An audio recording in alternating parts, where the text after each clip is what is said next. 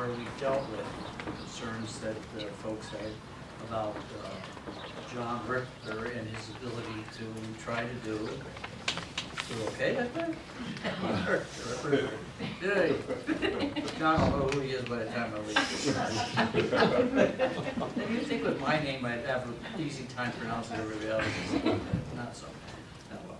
At any rate, at the conclusion of that session, after the attorney had gone through some legal considerations, and John voluntarily sat up there and spoke to the conflict as he did, and was in position and responded to questions that were raised by board members at that session, including one where one of our travelers overseas was asking the question through the connections.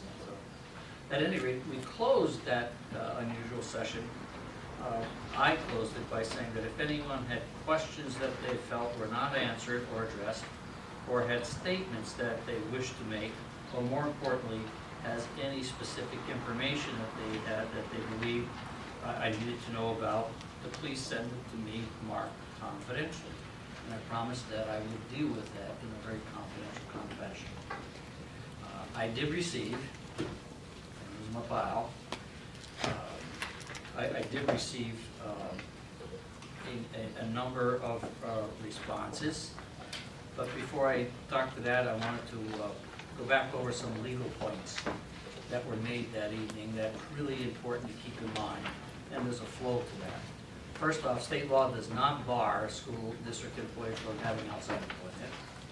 Secondly, the district's code of conduct, which is really board policy 2160, again does not prohibit that. It does make reference in there to be careful about creating conflicts with or impairments to proper discharge of official duty statement, but that's as far as it goes. Included in that, the burden of proof, if there's a conflict, falls to us, falls to the district to demonstrate that.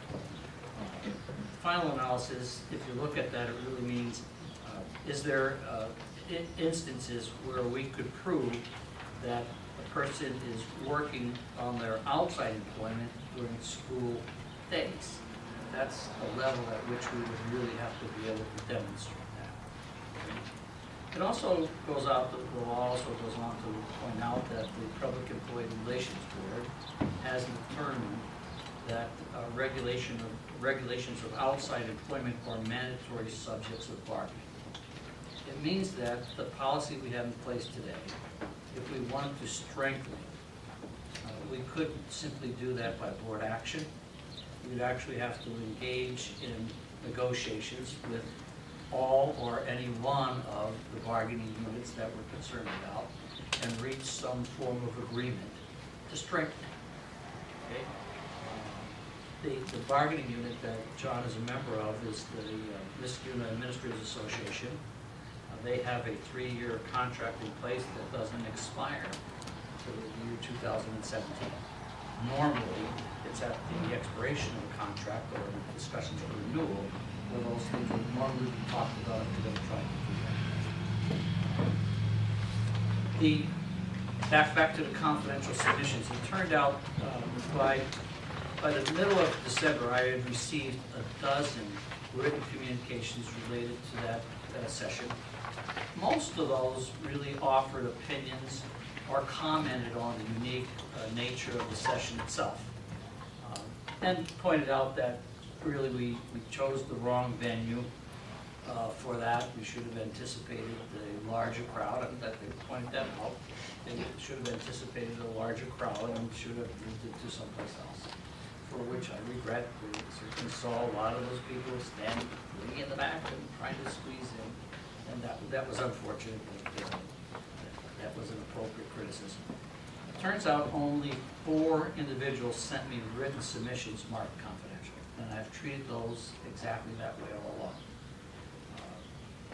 In those 4, 2 of them really offered reactions to the session and provided suggestions that were drawn from their private employment settings to point out how they're dealt with in other kind of settings, not public settings, but private settings, and suggested that we explore ways of doing it. And you know that means explore it through the bargaining process because of the nature of the public-employment arrangement.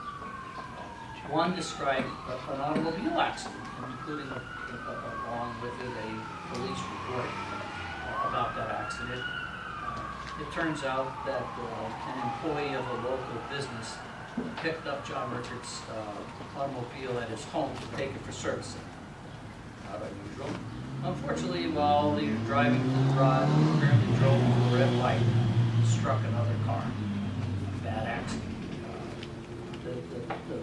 While the rider of that was really sure it was John's car, he recognized it and evidently checked it out with the police report, so it was John's car, but he assumed in his writing that it was one of John's employees from his company. That was not the case. That was not an accurate assumption on his part. It really was an employee of some other organization doing something that many people have done at the car repair.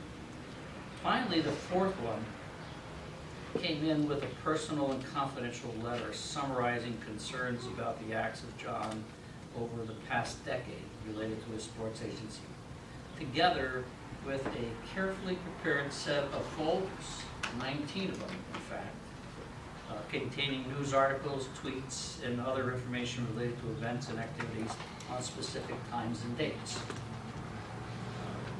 Clearly, it was that fourth one that really required considerable and careful review by both myself and, in a number of cases, legal counsel. And frankly, it took a heck of a lot more time than I had ever anticipated when I made that statement saying, I'll have a report back by January is when I think I said I'd do that. Well, I plead guilty to underestimating the amount of work that was going to be necessary to get through all of that, and at the same time trying to deal with budgets and a few other things. At any rate, let me share with you what I consider to be some key findings as I've gone through this process. One, it's important for people to know that JR Sports Enterprises is an agency representing over 100 professional athletes, entertainers, personalities, and performers. The agency employs 17 staff members, partners, and consultants located in 9 different states across the country. There's also a relationship between JR Sports Enterprise and Authentic Athletic LCC, another agency that was formed by John and Peter Schaefer, I think his name is. Peter is actually the individual who really serves as the full-time managing partner dealing with the daily operations.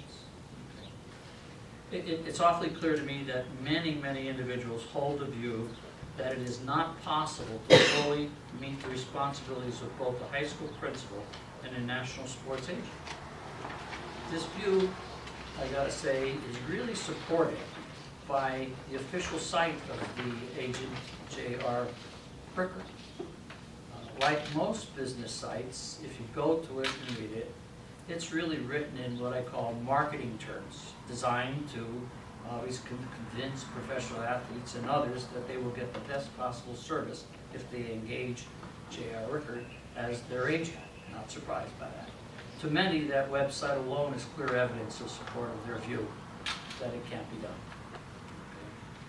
Frankly, our review of the materials included in the confidential submissions, coupled with a careful review of district's attendance records and other records, did not yield clear evidence of any specific incident whereby he was conducting sports agency business in clear interference with his responsibility as a high school principal.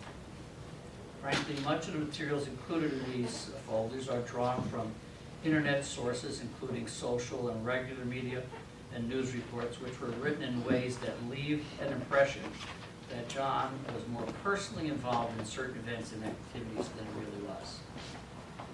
To demonstrate an example of that, I included an appendix, which I won't go through, which you can at another time, attachment A, where I actually contrasted information that was drawn from the internet, media, and press reports, as was reported to me, on a specific event that occurred in March of 2010. And it dealt with a very high-profile National Football League running back.